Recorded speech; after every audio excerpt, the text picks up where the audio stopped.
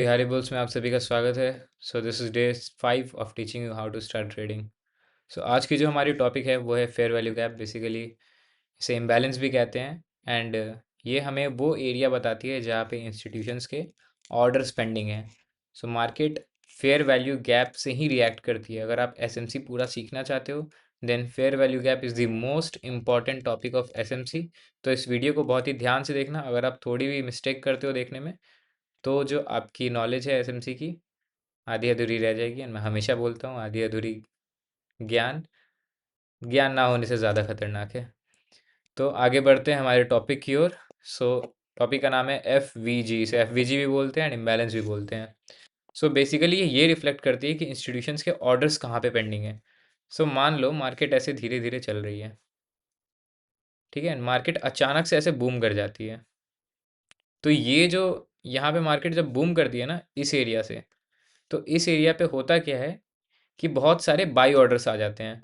मतलब मान लो अगर रमेश को, ठीक है, रमेश के पास 5,000 रुपये हैं एंड रमेश को एप्पल्स खरीदने हैं, तो वो जैसे ही अपने 4,000 रुपये डालता है ना, या 2,000, ठीक है, जैसे ही 2,000 रुपये डालता है तो मार्केट उसके ऑर्डर्स उठा के है ना फिर एप्पल्स की प्राइस बढ़ जाती है। ठीक है, आपको ही पता है डिमांड एंड सप्लाई, जैसे जैसे डिमांड बढ़ती है, ठीक है, वैसे वैसे प्राइस बढ़ती है। अब हुआ क्या, जैसे ही इसने खरीदा एप्पल्स, एप्पल्स की प्राइस बढ़ गई।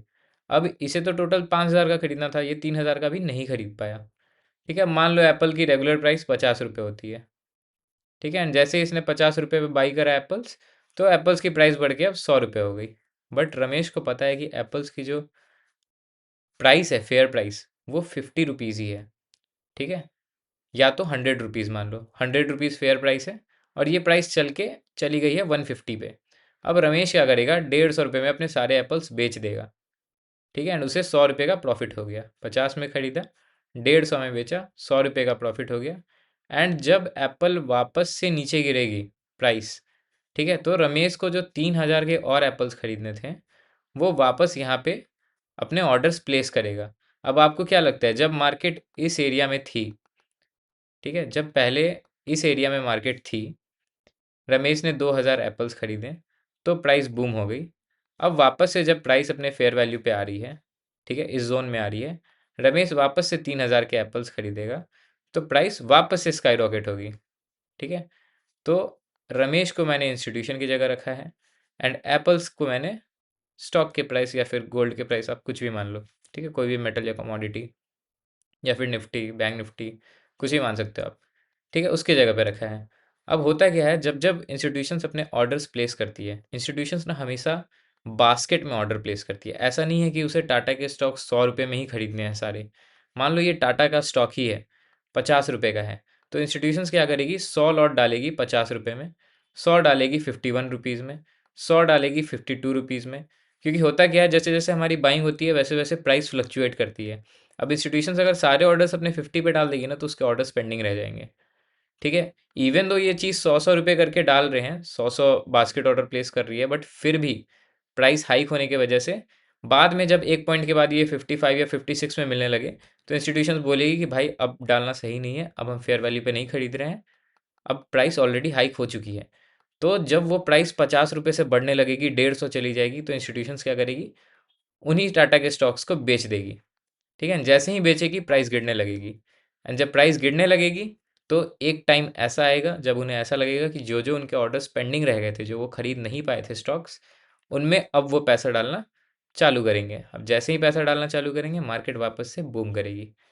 सो ये होता है इंस्टीट्यूशन के बाइंग ऑर्डर्स पेंडिंग जिस एरिया में रह गए, इसे कहते हैं फेयर वैल्यू गैप। ठीक है, fair value gap is basically gaps between candles. Candles के बीच का अगर आप गैप निकालो तो आपको पता चल जाएगा कि इंस्टीट्यूशंस के ऑर्डर्स कहाँ पे पेंडिंग है। ठीक है, अब एकदम स्टार्ट से सीखने के लिए फेयर वैल्यू गैप बहुत ज़रूरी है हमारा ये सीखना कैंडल्स पे। ठीक है, मान लो फेयर वैल्यू गैप दो तरह की होती है। बुलिश मार्केट में ग्रीन कैंडल्स रहेंगी, उनके बीच आपको ढूंढना रहेगा। बियरिश मार्केट में रेड कैंडल्स रहेंगी, उनके बीच आपको फेयर वैल्यू ढूंढना होगा। बुलिश मार्केट में आपको फर्स्ट कैंडल की हाई लेनी है। ठीक है, हाई बॉडी की नहीं, विक की। फर्स्ट कैंडल की विक की हाई लेनी है, यहाँ से आपको रेक्टेंगल ड्रॉ करना है और थर्ड कैंडल की लो तक ड्रॉ करना है। ठीक है, तो ये आपकी हो गई फेयर वैल्यू गैप। ठीक है, ये फेयर वैल्यू गैप हो गई। अब मान लो फर्स्ट कैंडल को लेके आपने थर्ड कैंडल को लेके फेयर वैल्यू गैप बना दिया। ठीक है, अब मान लो ये कैंडल ऐसी होती, इसकी विक यहाँ तक आई होती, तो आपको कोई भी गैप दिख रहा है क्या फर्स्ट कैंडल की हाई और थर्ड कैंडल की लो में? फर्स्ट कैंडल की हाई, थर्ड कैंडल की लो, कोई भी गैप नहीं है। ठीक है, तो इसका मतलब ये है यहाँ पे कोई भी ऑर्डर्स पेंडिंग नहीं है, इंस्टीट्यूशन सारे ऑर्डर्स उठा के गई है। ठीक है, वही अगर ये यहाँ आ जाती है तो फर्स्ट कैंडल की हाई, थर्ड कैंडल की लो। देखो इसमें आप गलती कर ही नहीं सकते हो, क्योंकि अगर आप फर्स्ट कैंडल की लो लेते हो, थर्ड कैंडल की लो लेते हो, तो ये कैंडल ही आ जा रही है फेयर वैल्यू में। ठीक है, तो ये तो ऐसे ही दिख रहा है, गलत है। अगर आप फर्स्ट कैंडल की हाई लेते हो, थर्ड कैंडल की हाई लेते हो, तो भी कैंडल्स आ जा रहे हैं। ठीक है, ये भी गलत है। अगर आप फर्स्ट कैंडल का लो, थर्ड कैंडल का हाई लेते हो, तभी आपको एक फेयर फेयर वैल्यू गैप दिखेगी। ठीक है, फेयर फेयर वैल्यू गैप। अब मान लो अगली जो कैंडल है, ठीक है, मान लो यहाँ पे कोई गैप नहीं है, यहाँ पे कैंडल्स ऐसी बन गई, कोई भी फेयर वैल्यू गैप नहीं है। अब आपको क्या करना है, फर्स्ट कैंडल के पास फेयर वैल्यू गैप नहीं है तो आपको सेकंड कैंडल पे मूव करना है। सेकंड कैंडल की फर्स्ट हाई, सेकंड कैंडल की हाई, थर्ड कैंडल को आपको इग्नोर करना है, फोर्थ कैंडल आपकी लो बनाएगी। ठीक है, फोर्थ कैंडल की लो एंड सेकंड कैंडल की हाई, इसके बीच के गैप को आप फेयर वैल्यू गैप कह दोगे। अब मान लो अगर ये वाली कैंडल इनसाइड हो, ठीक है, ये तो आप समझ गए। अब मान लो ऐसी कैंडल हो, ठीक है, फॉरेक्स में बहुत आम बात है ऐसी कैंडल्स बनना। तो मान लो ऐसी बनी हो, फर्स्ट कैंडल आपकी ये है, सेकंड कैंडल ये है, थर्ड कैंडल ये है, फोर्थ कैंडल ये है। आपको मैंने क्या बोला, फर्स्ट कैंडल की हाई और थर्ड कैंडल की लो। फर्स्ट कैंडल ये है, सेकंड कैंडल ये है, थर्ड कैंडल ये है, बट मैंने आपको पाथ मेकिंग के टाइम में बताया था, एसएमसी में जो भी इनसाइड कैंडल्स होगी वो आपके लिए एग्जिस्ट ही नहीं करती है। ये कैंडल आपके लिए यहाँ पे है ही नहीं। ठीक है, तो फर्स्ट कैंडल कौन सी है, ये इसकी हाई। सेकंड कैंडल ये वाली कैंडल है क्योंकि ये एग्जिस्ट नहीं करती है, ये सेकंड कैंडल, ये थर्ड कैंडल, थर्ड कैंडल की low. So this is your fair value gap. Same same concept bearish market में है, फर्स्ट कैंडल की लो, थर्ड कैंडल की हाई, ये हमारी फेयर वैल्यू गैप। एंड अगर फर्स्ट कैंडल में कोई भी फेयर वैल्यू गैप नहीं होती, ठीक है, फर्स्ट कैंडल में अगर कोई भी फेयर वैल्यू गैप नहीं होती, ये वाली ऐसे रहती, तो you have to look for fair value gap after the first candle, मतलब सेकंड कैंडल से आपको फेयर वैल्यू गैप ढूंढना है। तो सेकंड कैंडल की लो, फोर्थ कैंडल की हाई, ठीक है, ये आपकी फेयर वैल्यू गैप हो गई। अब बात आ जाती है कि आपको ये फेयर वैल्यू गैप ढूंढना कहाँ पे, क्योंकि अगर आप पूरे पूरे चार्ट पे अगर ढूंढने जाओगे ना, तो आपको अलग अलग कैंडल्स पे हर जगह पे फेयर वैल्यू गैप दिखेगी। ठीक है, तो उसके लिए आपको स्ट्रक्चर समझना पड़ेगा। ये बियरिश है, आप देख रहे हो ऊपर जा रही है, ऊपर जा रही है। तो यहाँ पे मैं इंड्यूसमेंट बॉक्स शॉट्स मार्क करूंगा। अगर किसी ने पहले नहीं सीखा है तो आप सेकंड या थर्ड वीडियो में मैंने इंड्यूसमेंट नहीं, थर्ड और फोर्थ वीडियो में मैंने इंड्यूसमेंट बॉक्स शॉट्स बनाना बताया है। अब वो जाके देखो, उसके बिना ऑर्डर ब्लॉक सीखना, फेयर वैल्यू गैप सीखना सब कुछ बेकार है। ठीक है, इसी वीडियो में मैं फेयर वैल्यू गैप और ऑर्डर ब्लॉक भी दोनों ही कवर करके ख़त्म कर दूंगा, अगर हो सके तो। यहाँ पे इंड्यूसमेंट है, ठीक है, ये हमारी ब्रेकआउट स्ट्रक्चर है, ये हमारी चौच है। ठीक है, मार्केट ने क्या किया, मार्केट ने वापस से इंड्यूसमेंट ले लिया। ठीक है, मार्केट ने इंड्यूसमेंट ले लिया, ये हमारी ब्रेकआउट स्ट्रक्चर हो गई। अब आपको क्या करना है, जैसे ही जिस टाइम पे मार्केट इंड्यूसमेंट ले लेती है, आपको देखना है खाली एरिया मार्केट में कहाँ पे है। ठीक है, जैसे स्विंग्स पे आपको फेयर वैल्यू गैप्स ढूंढने हैं। जैसे ये स्विंग है, ये स्विंग है एंड ये एक फाइनल स्विंग है। ठीक है, तीन स्विंग है। जैसे ही मार्केट ने इंड्यूसमेंट लिया, ध्यान रखना मार्केट लेफ्ट से राइट चल रही है, आपको ये सारे स्विंग्स नहीं देखने हैं। ठीक है, आपके लेफ्ट के राइट साइड में जगह खाली रहना चाहिए। यहाँ भी जगह खाली है, बट आप देख रहे हो ना, यहाँ ढूंढ के कोई मतलब नहीं है। अगर यहाँ पे फेयर वैल्यू गैप है, अगर ऊपर में फेयर वैल्यू गैप है, इसका मतलब है ऑर्डर्स ऊपर रुके हुए हैं। आप ये एक्सपेक्ट करोगे कि यहाँ से नीचे गिर जाए, बट आपका ट्रेंड तो बुलिश है ना यहाँ पे। तो you only have to look for bearish fair, bullish fair value gap, जो कि नीचे होगी। ठीक है, मार्केट ने इंड्यूसमेंट लिया, उसके बाद आपको ये स्विंग्स पे फेयर वैल्यू गैप ढूंढने हैं। फेयर वैल्यू गैप तो आप ढूंढ लिए। ठीक है, अब क्या करना है, अब फेयर वैल्यू गैप की जो फर्स्ट कैंडल होती है, मान लो ये फर्स्ट कैंडल है, ठीक है, ये फर्स्ट कैंडल है और ये फेयर वैल्यू गैप है। अब जो फर्स्ट कैंडल होती है ना, उसे हम ऑर्डर ब्लॉक कहते हैं। ठीक है, ये हमारी ओबी है। ठीक है, ये ऑर्डर ब्लॉक है, एंड इस केस में ये वाली फेयर वैल्यू गैप की फर्स्ट कैंडल, ये हमारी ऑर्डर ब्लॉक है। अब ये जो मैंने ग्रे एरिया मार्क किया है, ये इसे आप ऑर्डर ब्लॉक कह सकते हो। Order block is nothing but the very first candle of fair value gap is called order block. ठीक है, अगर आप फेयर वैल्यू गैप सीख रहे हो तो ऑर्डर ब्लॉक बहुत ही सिंपल चीज़ है। And order block and fair value gap, ठीक है, दोनों जब कंबाइन हो जाती है तो इसे हम ऑर्डर फ्लो कहते हैं। ठीक है, इसे ऑर्डर फ्लो कहते हैं। Order block plus fair value gap is called order flow. And अभी जो मैं चीज़ बताने वाला हूँ, वो सारी चीज़ ज़रूरी नहीं है कि मार्केट ओबी से ही रिएक्ट करेगी, मार्केट ऑर्डर फ्लो से भी रिएक्ट करके चली जाती है। बट आपके पास एक खुद का सेट ऑफ रूल्स रहना चाहिए जिसे आप फॉलो करो। अगर आपके पास वो सेट ऑफ रूल्स नहीं है, आप कहीं भी अनसन ट्रेड लेते हो, तब तो दिक्कत है। ठीक है, मान लो मार्केट आई, मार्केट ने आप आके आपके ऑर्डर ब्लॉक पे ग्रीन कैंडल बनाया। ठीक है, सबसे पहले तो आपको वेट करना है ऑर्डर ब्लॉक बना के कि मार्केट आपके ऑर्डर ब्लॉक में आके टैप करे। एंड टैप करने के बाद जैसे ही मार्केट ग्रीन कैंडल बनाएगी, ठीक है, एंड वो ग्रीन कैंडल ज़रूरी नहीं है ना कि ऑर्डर ब्लॉक के बाहर ही क्लोज हो। ठीक है, मान लो ऐसी ग्रीन कैंडल बनी है सिंपल सी। ठीक है, सिंपल सी ग्रीन कैंडल बनी है। अब ये आपकी ट्रेड को एक्टिवेट कर देगी। ज़रूरी नहीं है कि इसकी क्लोजिंग बाहर हो, बाहर हो तो अच्छी बात है, नहीं हो तो भी दिक्कत नहीं है। ग्रीन कैंडल बनी, अब इसके बाद मान लो एक रेड कैंडल बन जाती है। ठीक है, रेड कैंडल बन भी जा रही है ना, तो भी आपको डरना नहीं है। देखो, जैसे ही ग्रीन कैंडल बनती है, ये हमें ये कंफर्म कराता है कि मार्केट ने हमें कंफर्मेशन दे दिया है कि मार्केट अब ऊपर जाने वाली है। ठीक है, जैसे मैंने बोला था ना, 3,000 रुपये अब वापस से मार्केट में वो रमेश डालेगा तो वापस से एप्पल्स के प्राइस बढ़ जाएंगे। तो ये वो रिफ्लेक्ट कर रहा है कि वो 3,000 रुपये डल चुके हैं। ठीक है, so this green candle acts as a confirmation for our trade. ठीक है, जैसे ही ग्रीन कैंडल आती है, वैसे ही आपको ट्रेड में एंटर करना है। ठीक है, ये बॉस तक आपका टारगेट रहता है। एंड ओबी के नीचे अगर कोई भी कैंडल की बॉडी क्लोज हो जाती है, ठीक है, मतलब अगर ये कैंडल ऐसे क्लोज हो जाती है, देख रहे हो ये ऑर्डर ब्लॉक है, इसके बाहर रेड कैंडल की बॉडी क्लोज हुई है, तो ये आपका स्टॉप लॉस हिट हुआ। अगर ये ऐसे है एंड विक इतनी भी है, ठीक है, इतनी भी विक है, तो भी आपका एसएल हिट नहीं हुआ है क्योंकि बॉडी अंदर है। इसके बाद मान लो एक ग्रीन कैंडल आती है। ठीक है, ग्रीन कैंडल आई, फिर से रेड कैंडल आई। ठीक है, फिर ग्रीन कैंडल आई। अभी तक आपका एसएल सिक्योर्ड है। ठीक है, आपका एसएल उसी केस में हिट होगा जब मार्केट यहाँ से गिर के एक रेड कैंडल बना देती है जिसकी बॉडी बाहर क्लोज हो जा रही है, तब आपका स्टॉप लॉस हिट होगा। एंड आप रिस्क रिवॉर्ड देख सकते हो कितना प्यारा रहता है इसमें। खैर ये तो इमेजिनरी मार्केट मैंने क्रिएट किया, वरना ऐसे भी आपको 1:3 1:4 ऐसे मिल जाती है। अब होता क्या है, आपको पूरे बॉस तक टारगेट तक रुके नहीं रहना होता है, आपको स्विंग्स पे अपने लॉट्स बुक करने होते हैं। ठीक है, मान लो आप 0.1 लॉट में गोल्ड ट्रेड कर रहे हो, तो आपको यहाँ पे 0.05 अपना बेच देना है। 0.05 को बाकी आप होल्ड कर सकते हो पूरे बॉस तक, या फिर उससे ऊपर भी जितना आप चाहो।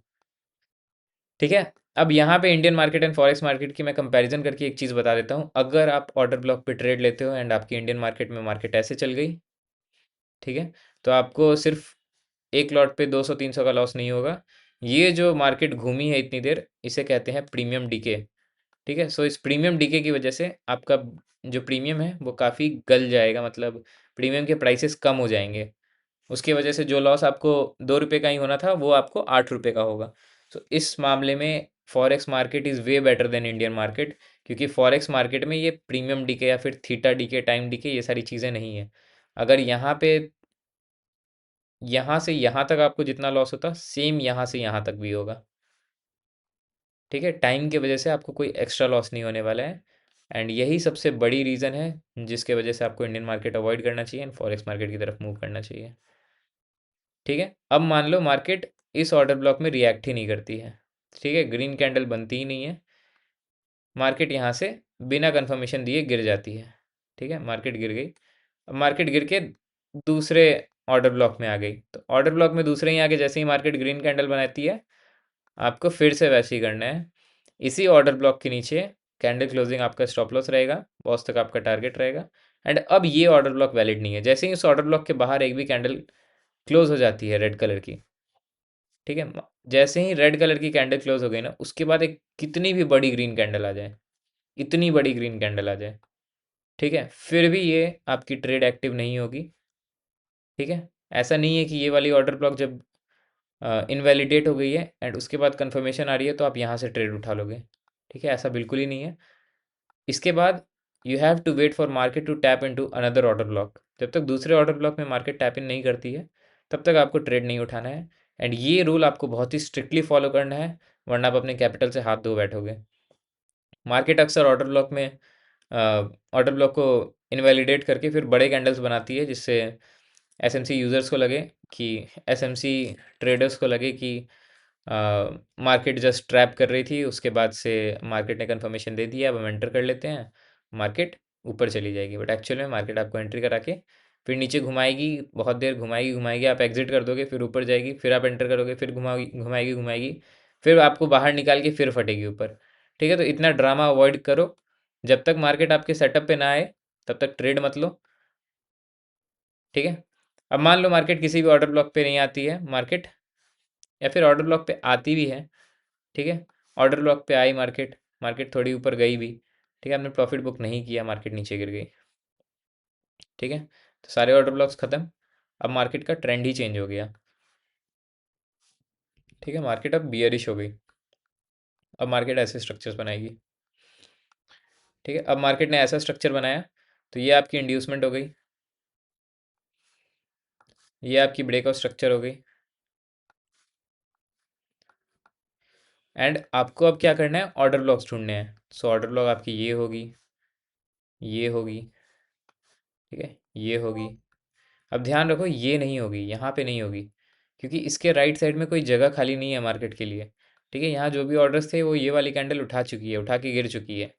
तो जहाँ जहाँ से मार्केट गिरी है ना, ठीक है, क्योंकि आप बियरिश हैं, अब यहाँ पे आपको ऑर्डर ब्लॉक्स फाइंड आउट करने हैं। अब ध्यान रहे, सिर्फ इतना सीख के आप ट्रेड करने का स्टार्ट मत मत कर देना, क्योंकि order block and fair value gap सीखने के बाद भी हम कौन से ऑर्डर ब्लॉक पे ट्रेड लें, कौन सी ऑर्डर ब्लॉक की प्रोबेबिलिटी ज़्यादा है कि वहाँ से मार्केट रिएक्ट करेगी, ये चीज़ मैंने नहीं बताया है। इस चीज़ को हम सीखेंगे जब हम सीखेंगे premium zone and discount zone. ठीक है, प्रीमियम एंड डिस्काउंट जोन सीखने के लिए आपको चैनल को सब्सक्राइब करना होगा, क्योंकि कभी भी वीडियो आएगी, देन उस वीडियो को देखे बिना अगर आप सिर्फ ऑर्डर ब्लॉक पे ट्रेड लेते हो, देन आपके लॉस करने के चांसेस बहुत ही ज़्यादा हैं। क्योंकि आप हर एक ऑर्डर ब्लॉक पे अगर ट्रेड लेना चाहोगे, मार्केट 5-6 ऑर्डर ब्लॉक बना देती है, तो आपका कैपिटल वैसे ही वाइप हो जाएगा। ठीक है, 1 से 2 ऑर्डर ब्लॉक का एसएल खाना लाजमी है, लेकिन अगर आप उससे ज़्यादा एसएल खाने लगते हो ऑर्डर ब्लॉक पे, एंड ध्यान रहे, एक ऑर्डर ब्लॉक पे सिर्फ एक ही एसएल खाना, मैक्स टू मैक्स 2 एसएल। अब 2 एसएल से मेरा मतलब क्या है, मान लो मार्केट आती है यहाँ पे, रेड कैंडल देती है, गिरने लगती है। ठीक है, आप अपना एसएल यहाँ लेके आ जाते हो, एसएल शिफ्ट करते हो, एसएल ट्रेल करते हो, कोई दिक्कत नहीं है। फिर मार्केट आपका एसएल ट्रेल हिट करके फिर नीचे गिरने लगती है, तो आप एक और बार एंट्री कर सकते हो। बट ध्यान रहे, वो भी तभी करना जब आपको बहुत अच्छी कैंडल दिखे, बिल्कुल हर एक फैक्टर बता रहा हो कि मार्केट नीचे गिरने वाली है। क्योंकि अगर एक बार एसएल हिट हो जाती है, देन एसएल हिट होने के बार बार के चांसेस बढ़ जाते हैं। तो ड्रामा अवॉइड करना, मार्केट जो ड्रामा करती है। जो सिंपल ट्रेड्स दिख रहे हैं, अपना स्ट्रक्चर एकदम सिंपल रखो, चार्ट्स बिल्कुल क्लीन रखो, एंड सिर्फ एक ही स्ट्रैटेजी पे वर्क करो। इसीलिए मैंने आपको बोला है, हर एक ऑर्डर ब्लॉक पे ट्रेड नहीं लेना है। अगर आप हर एक ऑर्डर ब्लॉक पे ट्रेड लेने जाओगे तो बुरा फंसोगे। इसीलिए सब्सक्राइब कर दो एंड बेल आइकन दबा दो, तभी आपको जो नेक्स्ट वीडियो आएगी जिसमें मैं फेयर वैल्यू गैप को रिफाइन करूँगा, premium zone and discount zone बता के, तो उन सारे ऑर्डर ब्लॉक्स पे ट्रेड लेना काफ़ी अच्छा रहेगा। ठीक है, तो इस वीडियो में इतना ही है। मैंने आपको पहले ही बोला था कि जो भी क्लासेस मैं कराऊंगा वो पाथ मेकिंग जो टॉपिक है उस पे ही बेस्ड है, क्योंकि मैं यहाँ पे कैंडल्स बना के ये सारी चीज़ें नहीं बता सकता हूँ, ना ही रियल मार्केट में जाके आपको दिखा सकता हूँ। हाँ, अगर आपको इसके एग्जांपल्स देखने हो, मार्केट कहाँ से गिरी है, कैसे हुआ है सब कुछ, तो आप निखिल_SMC इस पे जाके मेरे रील्स देख सकते हो, जहाँ पे मैंने ऑर्डर ब्लॉक्स वगैरह पे ट्रेड लिए हैं। तो आपको समझ आ जाएगा कि ऑर्डर ब्लॉक कैसा काम करती है, मार्केट कितना मस्त फटती है ऑर्डर ब्लॉक के बाद। So this is it for today. मिलते हैं अगली वीडियो में, तब तक के लिए जय हिंद।